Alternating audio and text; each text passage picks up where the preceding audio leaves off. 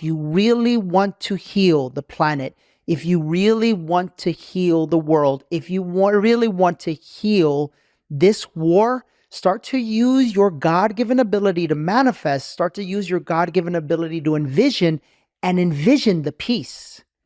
Envision countries coming together, Yep. envision unity. Yeah. But for you to ever be able to envision peace and unity outside, you have to have peace and unity within yourself. You have to have so much peace that you have the peace and the groundedness to understand that even though something, yes, is going on, you don't have to feed it with your thoughts. You don't have to feed it with your conversation. You don't have to feed it with your energy. Feed it something different. Absolutely. And the reason why what's happening in the world is happening around the world, Mother Earth is so smart.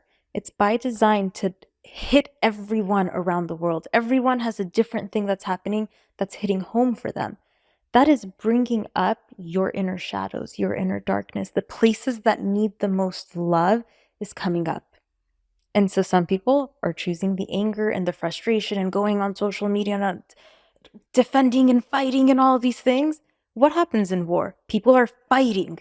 So if we're sitting back here, we're holding the same energy. All we're doing is energetically, like you said, supporting that war. That's right.